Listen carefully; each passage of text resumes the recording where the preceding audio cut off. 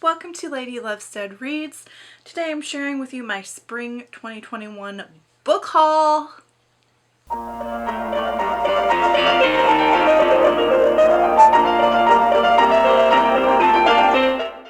If you're new to my channel, my name is Jessica.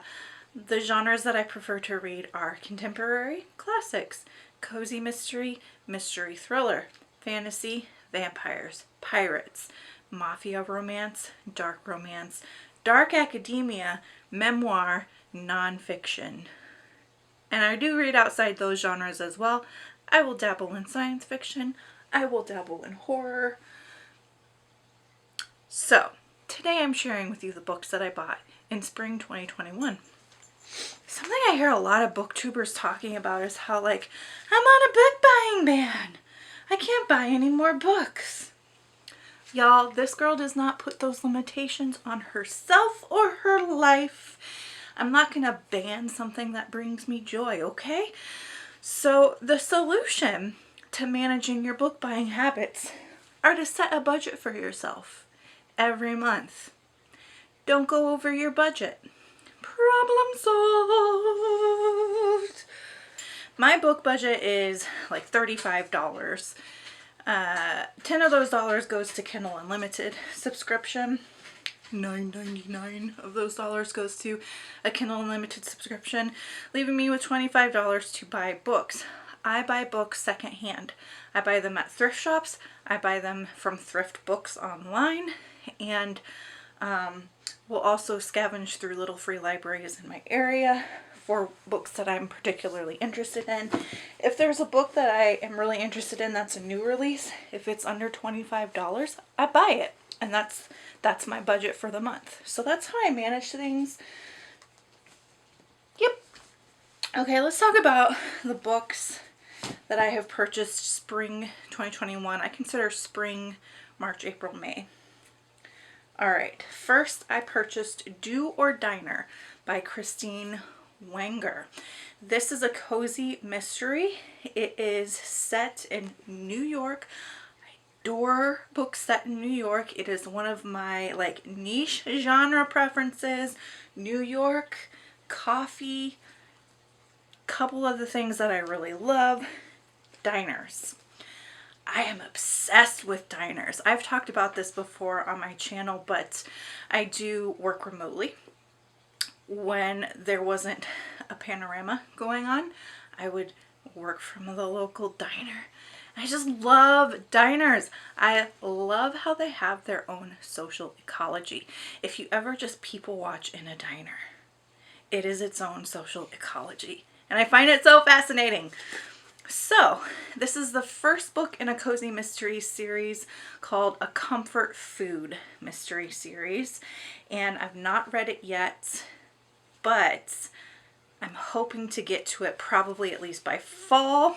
I'm in a cozy mystery book club called Killing Time with Cozies, and we have a Discord, and we're on Discord like every day yammering on, and there's always like a new challenge or a new readathon or a new something going on with the book club. So this is not on my TBR anytime soon, but hopefully by fall. Let's read the first line of the book. That's always fun, right? See if we can predict based on the first line what my rating will be. The first line is, "What on earth did I do?" I'm going to say 3 stars based on that first line. The next book is A Salted Caramel. This is the first book in the Amish Candy Shop Mystery Series by Amanda Flower.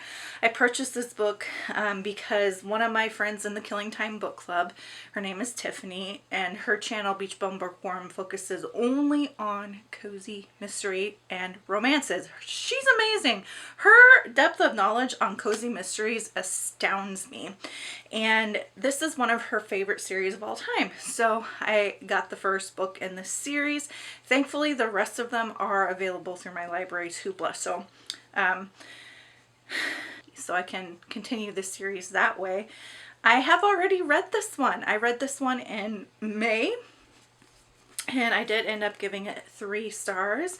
So this is about Bailey King, who is a chocolatier in New York City, and her grandparents are actually Amish in Ohio, and her grandfather ends up getting sick. So she travels back to Ohio to visit her grandfather and help them out in the shop while he recovers. But while she's there, there is a murder. And as always with cozy mysteries, she is got to figure out this murder because they think she done it. Let's read the first line in the book. So the first line in this book says, "I still can't believe you left." If I had to predict, I would have predicted 3 stars, and I did end up giving this 3 stars overall. 3.5 stars for the cozy, or 3.5 bottles of poison, I should say, for cozy mystery genre. I am probably going to unhaul this since they are available at my library, but I don't regret buying it. I bought it, I read it, someone else is going to get it as a gift. No regrets. Next is Wicked Intentions by Elizabeth Hoyt. This is the first in the Maiden Lane series. Crystal at Crystal's Bookish Life is on a streak reading these books. She has recommended these, and she recommends them to anyone, especially people who aren't familiar with historical romance or maybe haven't had good luck with historical romance in the past, which would be me. I have not had good luck with historical romance in my past. I usually DNF them, but she spoke so highly of these books, and apparently there's like a pirate in here, and like pirates are a subgenre for me, so gotta check it out. So let's read the first line of this book. First line says, "A woman abroad in St. Giles at midnight was either very foolish or very desperate." Ooh, I kind of like that. I'm going to say 3.54 for my rating, somewhere in there. But next is Death in Dark Blue by Julia Buckley. This is the second book in the Writer's Apprentice Cozy Mystery series. I read the first book in this series, which is called A Dark and Stormy Murder. I read it as part of the Killing Time Cozy Book Club. It was their pick for April, I want to say. And so this continues the story of Lena, who works for her favorite writer of all time. She's a ghostwriter for her favorite writer, whose name is Camilla.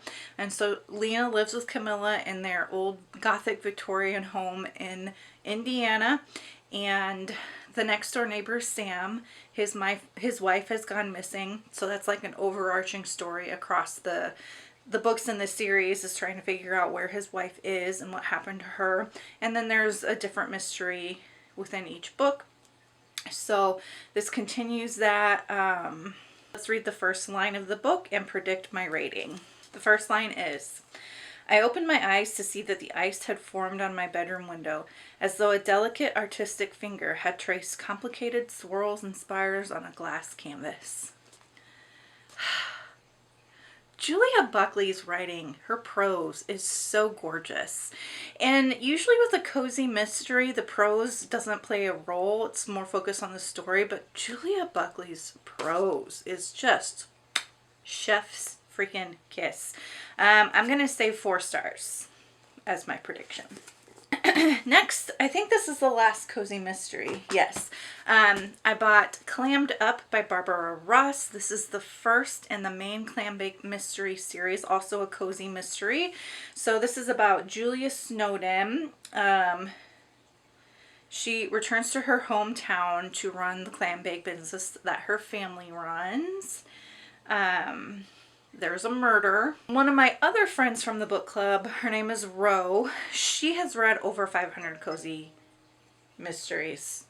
And again, she's someone whose depth of knowledge of cozy mysteries just absolutely astounds me. And this is one of her favorite series. And from someone who's read over 500 cozy mystery series, I'm going to take her word for it. This is another one that now that I have Hoopla with my library, I've found this series on Hoopla, so I'll be able to read it from my library. So after I read this first one, I'll probably unhaul it and gift it to someone. But let's take a look at the first line. I've not read this yet. I'm hoping to get to this this summer. All right, chapter 1, first line. "She hadn't seemed like a bridezilla." Okay, I'm gonna guess 4 stars for this one. We shall see. Okay, next is The Secret History by Donna Tartt. This is a modern classic and it's also dark academia. So this is about a secret society at a university. There is apparently a murder. We're sensing a theme in my reading tastes here. There's apparently a murder and there's like a group of students and it's really dark and twisty. It's supposedly one of the best dark academia books out there. One of the like founding dark academia stories. And I have read some of Donna Tartt's The Goldfinch. I haven't finished it. It is part of another book club that I'm in, the Dark Academics Book Club. We are reading in June and July The Goldfinch for that book club. And I liked her writing enough to go ahead and get The Secret History. The Goldfinch is huge. It's a chunky book. I read like half of it last year. And for whatever reason, I didn't finish it. I think I had to return it to the library before I could finish it.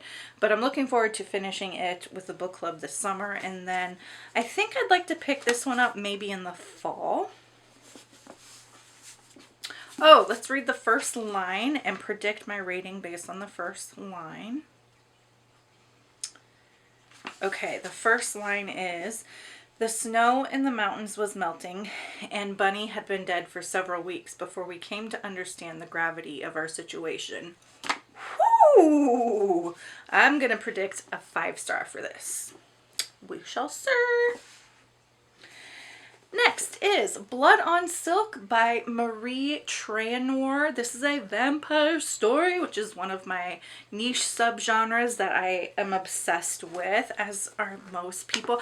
I feel like everybody became really obsessed with genre or vampire genre around Twilight, and everything was vampire around Twilight. And now it's kind of died back, but y'all, I loved vampires before Twilight was a thing, and I will continue to love vampires afterwards. So Elizabeth, she's in Romania doing research for her PhD, and she meets Salomon. Sounds so good. Anyway, she meets Salomon, who is like an ancient vampire. I can't wait to read this one, actually. Let me read the first line and we'll predict my rating. Salomon. That's it. It's just the name, period. I don't know. 3 stars, I guess. Next is A Carnivore's Inquiry by Sabina Murray. So this is a contemporary novel, supposedly dark and twisty. This is about Catherine, who loves to travel. She travels around, and on her travels there is a string of murders. She has an affair with an older man. A lot of different things supposedly ensue. Let's read the first line and see predict what my rating will be based on the first line. It is, I am standing at the side of the highway, which is a good place because it is nowhere. Ooh, I'm going to predict 4 stars. Next, Keeping Up Appearances, Hyacinth Bouquet's Book of Etiquette for the Socially Less Fortunate. I'm a big fan of Keeping Up Appearances, the British TV show. And I also really love nonfiction about etiquette and manners and things like that. And so I saw this and I absolutely had to have it. So it just goes through different chapters and it incorporates things from the show. So like one chapter is etiquette in the house. One chapter is improving the mind, the perfect hostess. And yeah, and it goes through and it has like images from the show and probably some like backstage information and stuff. Let's read the first line and predict my rating. It is with some trepidation that I have decided to give into the pleas of my public and create the definitive work on modern social behavior. I'm going to predict a 5-star for this one. I think it's going to be awesome. Next, Vita Nostra by Marina and Sergey Dyachenko, translated by Julia Matov-Hersey. This is a working translation. The original is written in Russian. This is a dark academia that is recommended by Jess Owens from Jess Owens. Is that the name of her channel? So it is about a girl who connects with a mentor, and the mentor has her do all kinds of weird things. That's the gist of what I understand. It's part of this educational institution's special technologies department. Let's predict my rating based on the first line. The prices. Oh, the prices were simply ludicrous. That could have a lot of double meanings. I'm going to predict a 3.5 to 4. I bought a couple of classics. One of the things that I want to have in my personal library is some beautiful leather-bound classics. So I purchased this version of Anna Karenina, and I am going to be reading it soon. Let's predict my rating based on the first line. Happy families are all alike. Every unhappy family is unhappy in its own way. I think that's a really famous opening line too, isn't it? I think I'm going to end up giving Anna Karenina 5 stars. The next classic that I purchased was this leather-bound copy of the Arabian Nights fairy tales, translated by Sir Richard F. Burton. This is so stunningly beautiful. This is literally one of the most beautiful books I have ever seen, and like it has illustrations in it as well, like breathtaking. I don't know when I'm gonna read this, and it's probably one of those that I'll read like a story at a time here or there throughout a year even. But I'm just so glad to have this gorgeous book on my shelves. Like, it's just so beautiful. So freaking beautiful. I guess we can predict my rating based on the first line of the first story. Okay, it looks like the first story is called The Tale of Scheherazade. Okay, here's the first line. In tide of yore and in time long gone before, there was a king of the kings of the Banu Sasan in the islands of India and China. There was a lord of armies and guards and servants and dependents. That was a mouthful. But I do predict giving this like 4.5 stars. Okay, the last book. Oh, there goes my phone. The last book that I purchased is Ace. And the cover is off of this because the dust jacket is off of this because I always take the dust jackets off to read them. I am in the middle of reading this one. So it's Ace, What Asexuality Reveals About Desire, Society, and the Meaning of Sex by Angela Chen. I am asexual, and this book came out in 2020. I was really excited to see it because there aren't a lot of resources out there for people who are in the asexual community, and this looked like a good overall book. It basically is interviews with people who are asexual, as well as like overviews of various studies and research and resources out there on asexuality. So I am about 30 pages in and really liking it so far, but we can still go ahead and read the first line. All right, the first line is, at 14, I came across the word asexuality the same way most people do, online. If I were to base my rating on that line alone, I'd probably say a 3-star, but based on what I've read so far, this is leaning more towards 4-star territory.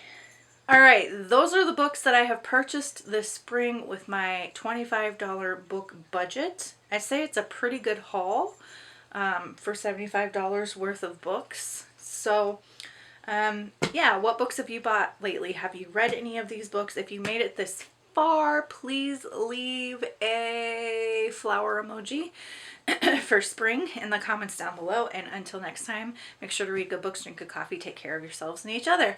Bye!